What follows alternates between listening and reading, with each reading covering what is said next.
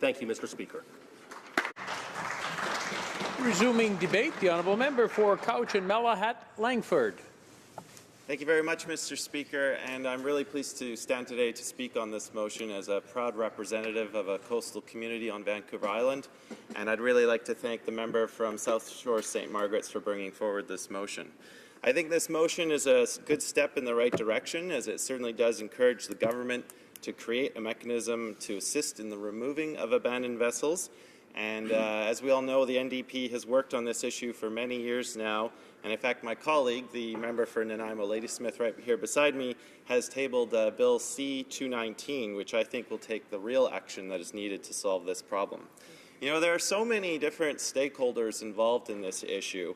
I think many members of this House are involved, but most importantly, I think it's of real significance to members in this House who are lucky enough to represent coastal communities, but even members who have large lakes or rivers in their riding, because wherever there's a standing body of water that is navigable by a vessel, that body of water is in danger of having abandoned vessels left in it. And I myself have worked on this issue for many years in my own riding when I was previously a constituency assistant to Jean Crowder, the Member of Parliament for Nanaimo Cowichan. And it's something that just doesn't seem to go away. So I'm really glad to see this House taking this issue much more seriously than in previous years. My riding of Cowichan-Malahat-Langford is home to a long stretch of Vancouver Island's coastline, both on the east coast and the west coast. And there are places where there are many abandoned, derelict and half-sunken listing boats that can easily go down in a storm. And in fact, in 2014, we had the story of the SS Beaver II, which basically rolled over and sank in Cowichan Bay. It had been identified as a hazard for many months previously, and lo and behold, the thing sank, not to much surprise. And of course, before that, residents of Cowichan Bay had to deal with the Dominion. It was a trawler that was basically towed to Cowichan Bay and left there for 5 whole years. In fact, it was left there so long that thieves stole fuel from it. They started doing some damage to the boat. It was listing until finally it became such a concern, and there was such a concerted effort from the community that we finally got the Coast Guard to come in and take the vessel away. So it's an old problem. It's one that seems to be getting worse. There is a growing number of abandoned vessels on Canada's coasts. And boats are getting older every year. So this is a problem that gets worse over time. The longer we leave this problem, the higher the costs of taking care of the problem will be, and of course the increased number of vessels we'll actually have to deal with. In fact, Transport Canada has conducted some surveys on the breadth of the issue, and has a list of over 600 abandoned vessels of various types and sizes, but I'm sure the actual number is much higher now and is expected to go up. And furthermore, not even every municipality has had the chance to respond. Like in British Columbia, the last report listed 245, but that was only from the municipalities that bothered to respond. So past solutions. There have been a number of proposals that have come forward in this House in previous years. In 2010, we had Keith Martin, the Liberal Member of Parliament from Vancouver Island, and he moved a motion for the government to strengthen legislation in dealing with derelict vessels, and also to impose penalties to recover the cost of cleanup from registered owners.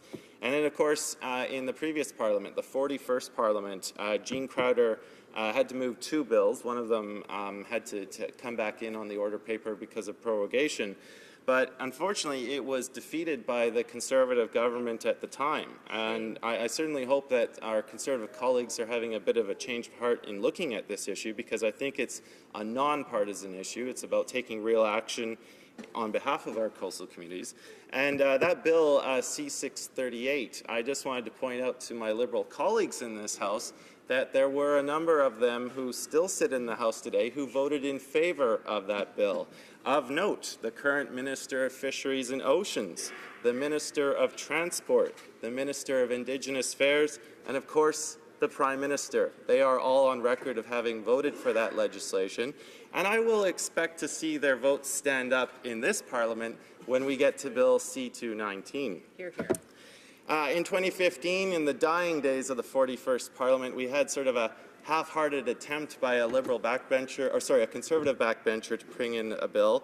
Conservative MP John Weston. It was a legal fine of about $100,000 and jail time for those who abandoned. But too little, too late, in my opinion. So we have had action from the NDP, from the Conservatives, and from Liberals on this issue. It's certainly one that all parties are very, very well aware of.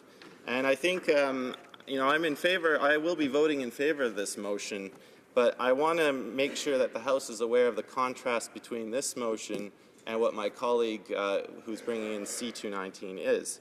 The Liberal motion does point to the need for a legislative solution, but unfortunately it does not compel the government to act.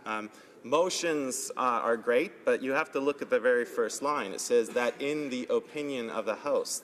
The government of the day is not bound to follow this motion. It is not a binding motion. And while it's good, I'm going to take note of all the MPs who do support this bill, and it would be great to contrast that with C-219 later to see if the action will be there to back up the words. But the motion it compels the federal government to act only if there is an imminent danger. And the issue comes to the fact that the federal government is the only body who can designate someone to intervene before a vessel becomes a hazard. And so this means the responsibility falls on us to protect our coastlines. I appreciate the wording of the motion, but I think we need to have further action, and that's why I really want to see the action on 219 later. It's good to see that there's a 6-month timeline on the motion. We'll hopefully see the government sticking to that. And I think that vessel owners certainly do need to be educated about identifying the problems that can come if vessels are abandoned and so on. The motion did have an amendment. There were several amendments proposed, one from my colleague from Nanaimo Lady Smith, and of course the Liberals did end up amending their own motion.